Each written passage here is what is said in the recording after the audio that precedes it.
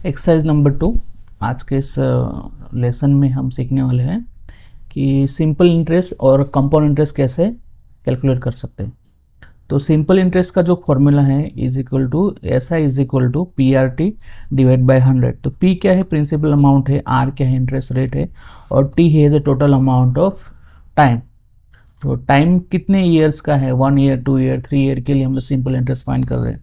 तो उसी तरह हम कंपाउंड इंटरेस्ट भी फाइंड कर सकते हैं। कंपाउंड इंटरेस्ट का फॉर्मूला है principal amount into 1 plus R divide by N, और इंटरेस्ट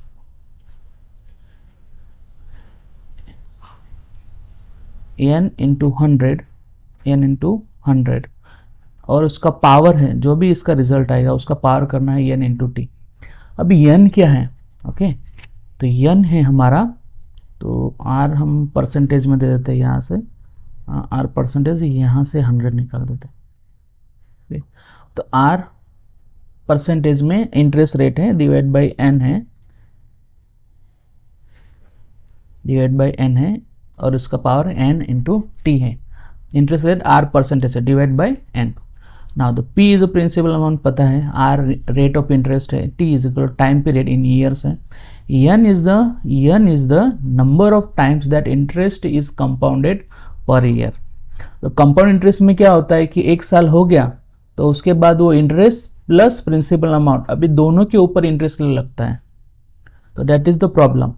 अगर किसी बैंक में या इंडस्ट्री में अगर हमने बोरो किए हैं पैसे, तो कभी कभी 6 महीने पे भी हमको कंपाउंड कर देते हैं। इस कंपाउंड का मीनिंग होता है कि हमारा प्रिंसिपल अमाउंट और इंटरेस्ट दोनों को मिलाकर उसके ऊपर फिर से इंटरेस्ट लगाते हैं, मीन्स इंटरेस्ट के ऊपर इंटरेस्ट लगाते हैं। तो that is the compound interest, उसको बोलते हैं हम कंपाउंड इंटरेस्ट। जो भी नेशनलाइज बैंक होती है वो एक साल में एक बार कंपाउंडिंग इंटरेस्ट करते हैं। अगर कंपाउंड इंटरेस्ट पे आपने लोन लिया है तो नॉर्मली वो कैसे होता है, सिंपल इंटरेस्ट होता है मोस्टली, राइट। तो अब क्या करेंगे, हम इसको इम्प्लीमेंट करेंगे। इम्प्लीमेंट करने के लिए हमको चाहिए होगा पी आर टी और एन की वैल्यू। तो हम करेंगे पी इज इक्वल टू, अब पी है प्रिंसिपल अमाउंट है, principal amount floating point value हो सकती है, तो फ्लोट में टाइप कास्ट करेंगे, जो हम इनपुट लेंगे इनपुट मेथड से, और इसमें मैसेज देंगे एंटर प्रिंसिपल अमाउंट। ये प्रिंसिपल अमाउंट एंटर करेंगे, फिर आर रेट ऑफ इंटरेस्ट भी फ्लोट में होगा, right, input enter rate of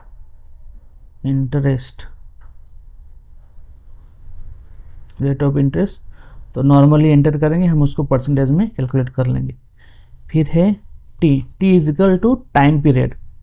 तो टाइम पीरियड इंट में होगा, कितने साल के लिए है, तो 1 साल, 2 साल, 3 साल के लिए, हम ईयरली उसको कैलकुलेट कर रहे हैं। तो इनपुट मेथड से ही कैलकुलेट करेंगे, तो इनपुट मेथड से हम इसकी वैल्यू लेंगे, enter time period in years. Next N क्या है हमारा, तो एन है एक साल में कितनी बार वो कंपाउंड होगा।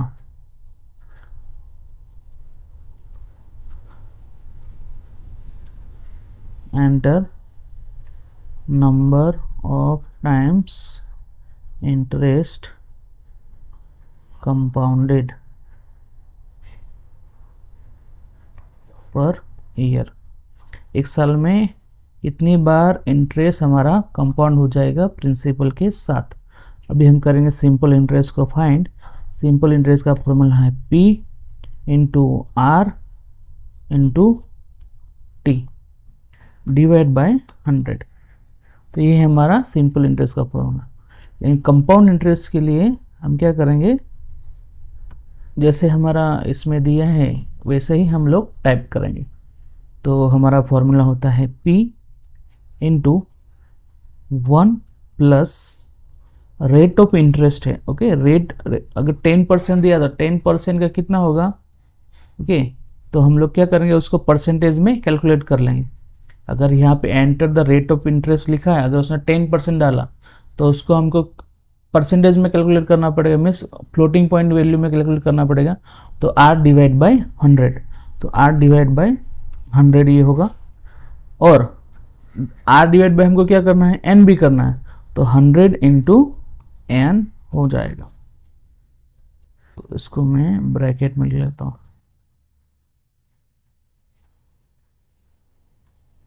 1 plus R divide by 100 into EN, क्योंकि R जो दिया होगा तो नॉर्मली दिया होगा 10%, तो 10% को मुझे फ्लोटिंग पॉइंट में मुझे परसेंटेज की साइन निकालनी पड़ेगी। परसेंटेज की साइन निकालने के लिए मुझे क्या करना पड़ेगा, 100 से उसको डिवाइड करना पड़ेगा। उसके बाद करना है पावर। पावर करने के लिए हम यूज करेंगे 2 बार स्टार।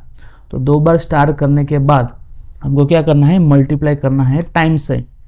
टाइम अगर कितनी बार, ओके, टाइम एक साल में अगर n की जो वैल्यू है 1 होगी तो कोई प्रॉब्लम नहीं है। अगर एक साल में 2 या 3 बार अगर कंपाउंडिंग होती है तो n की वैल्यू भी हमको यहाँ पे देनी पड़ेगी।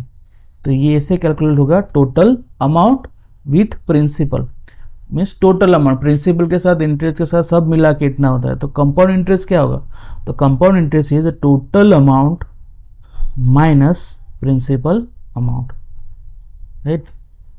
तो हम प्रिंट करेंगे, प्रिंट फॉर्मेटिंग करेंगे F से, सिंपल इंटरेस्ट आफ्टर